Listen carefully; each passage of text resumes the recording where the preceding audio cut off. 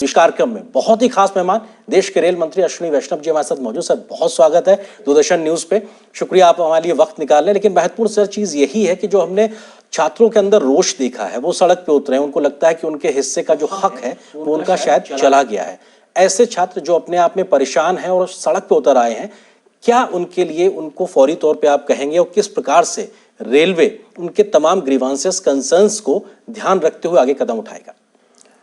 मैं अपने सभी छात्र मित्रों से एक निवेदन करना चाहूँगा कि आपकी जो ग्रीवेंसेस हैं, आपके जो कंसर्न्स हैं, आपके जो पॉइंट्स हैं, उसको हम अति संवेदनशीलता के साथ हैंडल करेंगे। ऑलरेडी इसके लिए जो कमेटी बनी है, इस कमेटी ने ऑलरेडी रिप्रेजेंटेशंस रिसीव करना चालू कर दिया है। जितने आरआरबी के सीनियर ऑफिसर्स हैं, उन्होंने ऑलरेडी अपने स्टूडेंट्स के कई ग्रुप्स के साथ आज भी मीटिंग्स की हैं। कई हजारों बच्चों ने आज रिप्रेजेंटेशन दिया अपना। तो मैं आपसे ये विश्वास दिलाता हूँ आपको कि आप किसी की भी बातों में ना आए, कोई भी भ्रम में ना आए। कोई भी बात अगर कोई भी कह रहा है, मैं आपका भाई हूँ, मैं आपके साथ हूँ और किसी भी तरीके से हम इन सब समस्याओं का समाधान करेंगे और अति संवेदनशीलता के साथ करेंगे।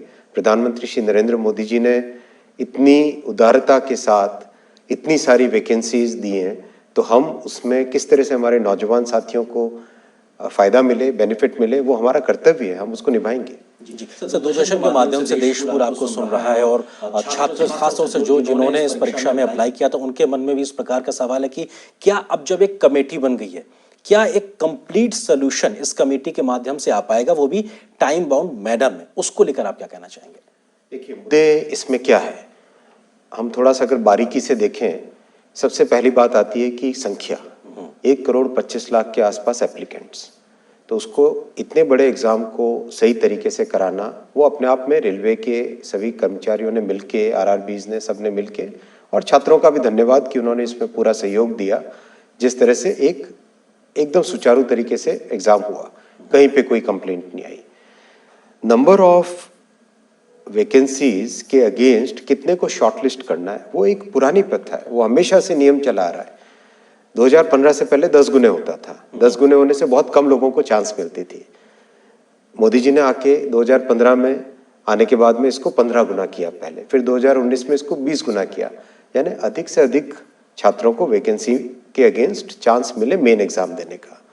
तो ये अब इसमें मुद्दा क्या आया? मुद्दा ये आया कि 20 गुना वैकेंसी के हिसाब से अगर हम कैलकुलेशन करें तो एग्जैक्टली 35,000 के अगेंस्ट 7 लाख बच्चे शॉर्टलिस्ट हुए हैं। अब हर एक कैटेगरी में कैटेगरी वाइज अगर हम देखें तो लेवल 2 की कैटेगरी 5,663 के अगेंस्ट 1,13,000 20 गुना हुआ। लेवल 3 में 4,940 के अगेंस्ट 98,833 20 गुना हुआ। तो कैटेगरी वाइज भी एकदम करेक्ट है नियम के हिसाब से। अब इश्यू क्या है कि कई बच्चों ने एक से अधिक कैटेगरी में compete किया है जी, और उसमें शॉर्टलिस्ट भी हुए। तो शॉर्टलिस्ट होने के कारण ओवरऑल 7 लाख यहाँ नंबर आता है। लेकिन जो छात्रों का कहना है कि जो बच्चे एक से ज्यादा कैटेगरी में compete करके, उनको आप सिर्फ एक ही गिनिए। तो ये एक ऐसी चीज है जिसको समाधान किया जा सकता है। इसके लिए कोई सड़क पे उतरने की जरूरत नहीं है, इसके लिए कोई आग लगाने की जरूरत नहीं। रेलवे आपकी अपनी खुद की संपत्ति है। छात्रों से मेरा निवेदन है। सर आपने जो समाधान शब्द कहा, चिंता छात्रों को यही है कि वो समाधान क्या होगा, क्योंकि बहुत बड़ी संख्या में छात्रों को लग रहा है कि शायद उनके हिस्से का हक चला गया। तो क्या वो 20 गुना संख्या रहते हुए हर प्रकार के छात्र को उसको वाजिब हक मिल सके, इसको लेकर क्या समाधान हो सकता है? मिलता है कि इसका समाधान संभव है, और जिस संपर्क के साथ जो आज रिप्रेजेंटेशंस आए छात्रों के, उन छात्रों के रिप्रेजेंटेशन को देख के भी लग रहा है कि इसका समाधान संभव है। कमिटी बहुत ही सीनियर और एक्सपीरियंस्ड लोगों की है, जिन लोगों ने रिक्रूटमेंट में बहुत सारा एक अनुभव हासिल किया हुआ है। तो मेरा निवेदन है छात्रों से, मात्र 3 हफ्ते की बात है, 3 हफ्ते में आप सबके सब रिप्रेजेंटेशंस देंगे और 3 हफ्ते के तुरंत बाद इसका समाधान निकल जाएगा। मुझे विश्वास है कि इसका समाधान निकल जाएगा। जी। सर एक कंसर्न ये भी है कि साहब एक बच्चे का एक से ज़्यादा जगह पे उसका नाम दर्ज है, जो 20% ज़्यादा या 20 गुना ज़्यादा आपने कहा कि जिन बच्चों को उस लिस्ट में एक तरीके से उनका नाम आया है। तो ये एक बच्चों को तर्क दिया जा रहा है, बच्चे तर्क इस बात को दे रहे हैं कि साहब ये उनके साथ अन्याय है क्योंकि एक व्यक्ति का नाम एक से ज़्यादा जगह है। तो ऐसे में वो अप्लाई या ज्वाइन तो एक ही जगह करेगा, लेकिन उसका नाम ज़्यादा होने से किसी और का हक मारा जा रहा है। ये एक क्या तकनीकी इशू है और इसका समाधान कैसे होगा? देखिए, हमारी संवैधानिक व्यवस्था में दो चीज़ें बहुत इंपॉर्टेंट हम सबको समझने की है। पहली कि हम किसी भी परीक्षा में हमेशा मिनिमम क्वालिफिकेशन प्रिस्क्राइब करते हैं, मैक्सिमम क्वालिफिकेशन प्रिस्क्राइब नहीं कर सकते। जी। पहला तो इसका मतलब ये हुआ, अगर कहीं पे 10+2 क्वालिफाइंग क्राइटेरिया है, उसमें अगर एक कोई ग्रेजुएट बच्चा अगर अप्लाई करता है तो हम उसको रोक नहीं सकते, राइट। पहला ये। दूसरा, हम किसी भी छात्र को एक से अधिक परीक्षाओं में बैठने से नहीं रोक सकते, क्योंकि ये सबका हक है, ये कॉन्स्टिट्यूशनल राइट है कि मैं जितनी अपॉर्चुनिटीज मुझे मिले हर एक अपॉर्चुनिटी में मैं ट्राई करूं। ये सभी का एक रहता है, हम भी उसी प्रक्रिया से गुजरे हैं। हमने देखा है ये तकलीफ क्या होती है, ये दर्द क्या होता है, इसमें किस तरह से मानसिक तौर पे जो पेन होता है, जो टेंशन रहता है, जो एंग्जाइटी रहती है, वो मैं समझ सकता हूँ, बहुत अच्छे से समझ सकता हूँ। तो क्या इसका एक तार्किक, लॉजिकल और लीगल सॉल्यूशन निकल सकता है? मेरा मानना है हाँ, निकल सकता है सॉल्यूशन। सर एक बिल्कुल एक लेमन लैंग्वेज में ये तर्क दिया जा रहा है कि साहब 10वीं जो 12वीं पास बच्चों के लिए जो एग्ज़ाम कंडक्ट किया गया तो उसमें ग्रेजुएशन के बच्चे जब आएंगे तो वो बेहतर करेंगे और ऐसी स्थिति में उनका हक कहीं ना कहीं शायद चला जाएगा। ये बिल्कुल एक साधारण सी समझ पाने वाली, कही जा सकने वाली बात है। ये लगातार बड़ी संख्या में छात्र कह रहे हैं। ऐसे छात्रों को आप क्या कहेंगे? मैं कह रहा हूँ कि आपका रिप्रेजेंटेशन हमारे पास आ रहा है, आज ही आना चालू हो गया है। कमेटी ने ऑलरेडी फंक्शनिंग चालू कर दी है। कमेटी कल बनी, आज से फंक्शनिंग चालू कर चुकी है, कल से ही चालू कर दिया था फंक्शनिंग। आरआरबी सभी छात्रों के साथ मिलना चालू कर दिया ऑलरेडी। रिप्रेजेंटेशंस कितने सारे रिसीव हो चुके हैं, तो मुझे पूरा विश्वास है कि इसका सोल्यूशन निकलेगा। जी। सर महत्वपूर्ण चीज़ ये भी है कि किस तरीके से आप ये कह रहे हैं 3 सप्ताह तक एक समय, एक विंडो खोल के रखी है कि आपको वो अपने आप में देना है। महत्वपूर्ण चीज़ ये भी है कि अब जब 3 सप्ताह का समय है, आपने एक टाइम बाउंड तरीके से आगे बढ़ने की बात करी है, तो क्या ये 3 सप्ताह अपने आप में पर्याप्त होगा? कई छात्र इस बात को लेकर भी कह रहे हैं कि जब आपको इतना लंबा वक्त लग गया इस पूरी प्रक्रिया को कंडक्ट करने में, एग्जाम कंडक्ट करने में, तो क्या 3 सप्ताह में आप इतना बड़ी प्रक्रिया को फिर से कंडक्ट कर पाएंगे? कि 1,25,00,000 लोगों का एग्जाम लेना कोई छोटी बात नहीं होती है। जी। आप देखिए बड़े बड़े एग्जाम अगर है, यूपीएससी का एग्जाम, जेई का एग्जाम, इन सब एग्जाम में संख्या लाखों में ही होती है।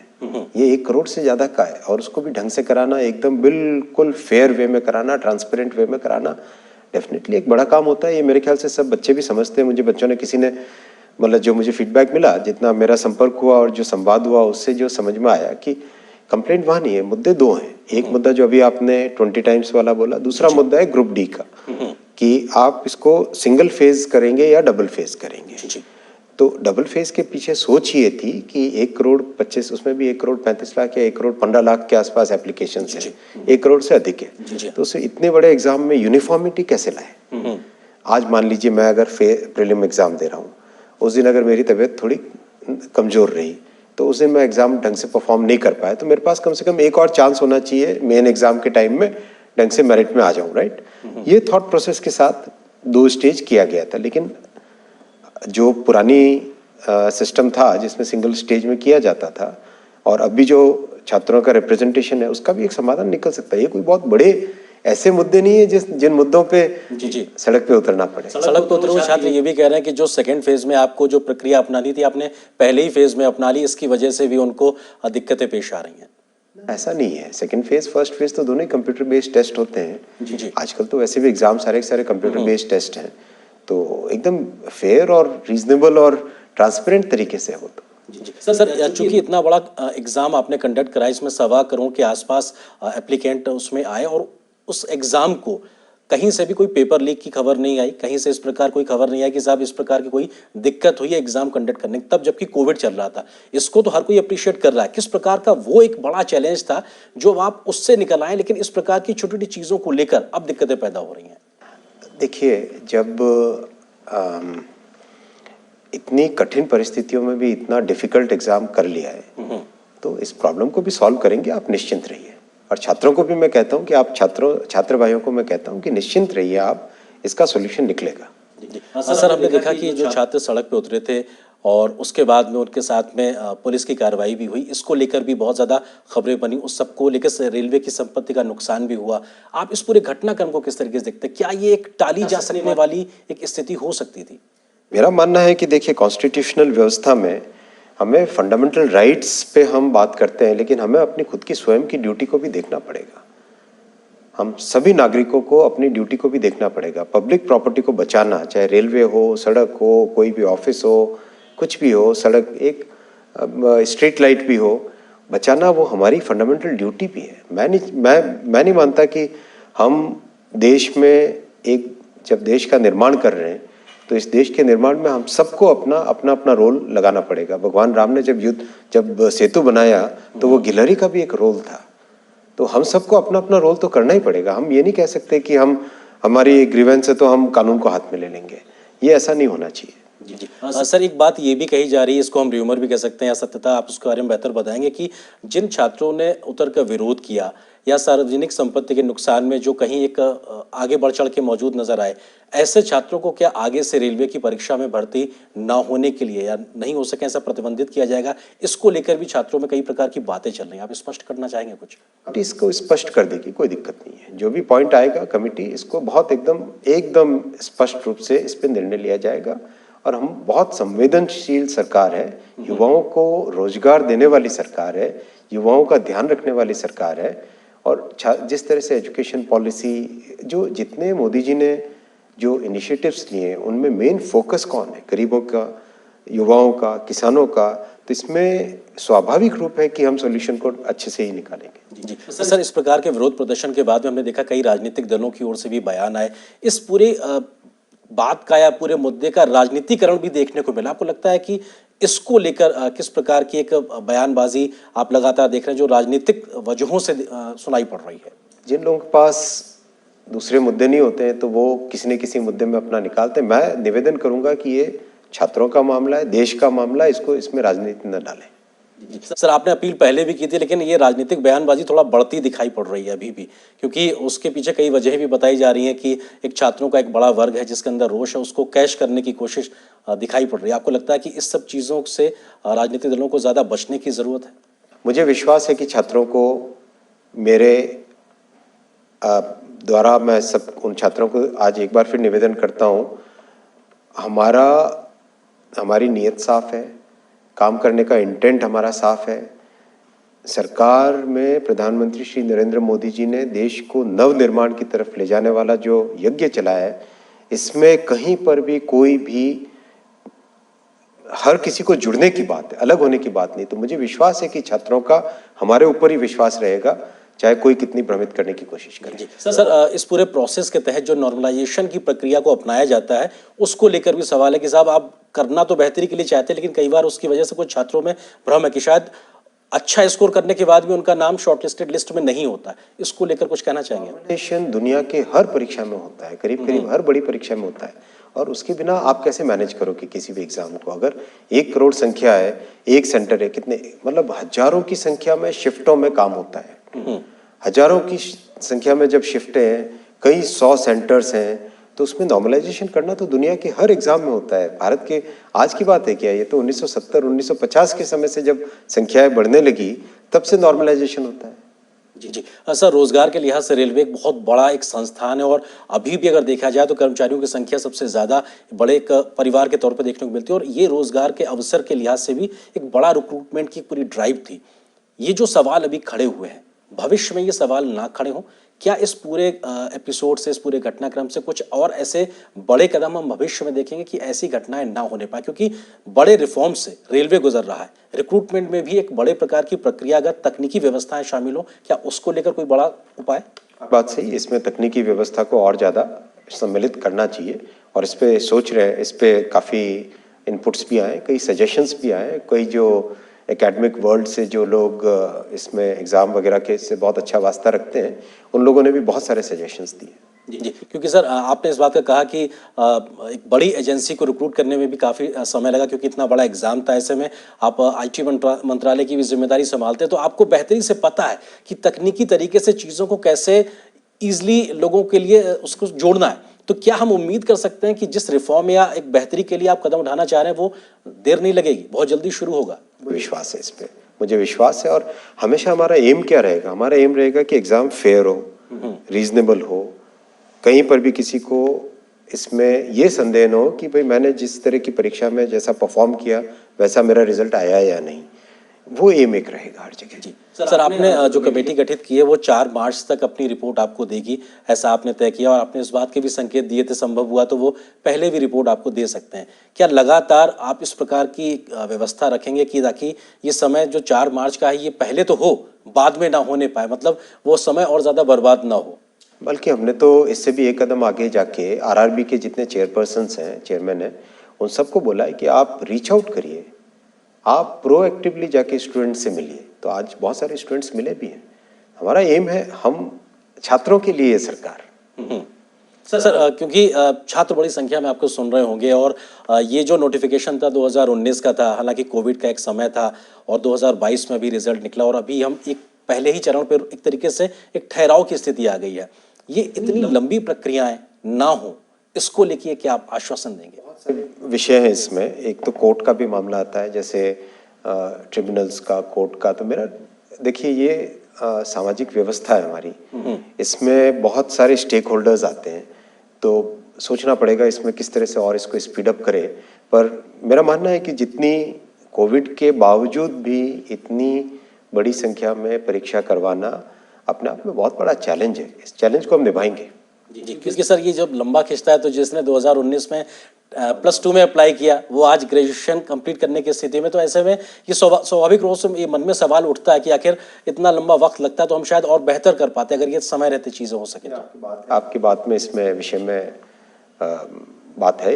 अब इसको कैसे इसको करें, क्योंकि इसमें टेक्नोलॉजी भी यूज़ करें, कोर्ट्स का भी रोल रहेगा, ट्रिब्यूनल्स का रोल रहेगा, स्टूडेंट्स का रोल रहेगा। इसमें बहुत ही कॉम्प्लेक्स विषय है इसको, लेकिन कर सकते हैं। जी सर, कर सकते हैं और आप अभी कर रहे हैं, इस बात का आप जिक्र कर रहे हैं क्योंकि बहुत इश्यूज हैं, लोग आपको बहुत धैर्य से सुन रहे हैं इस समय लगातार।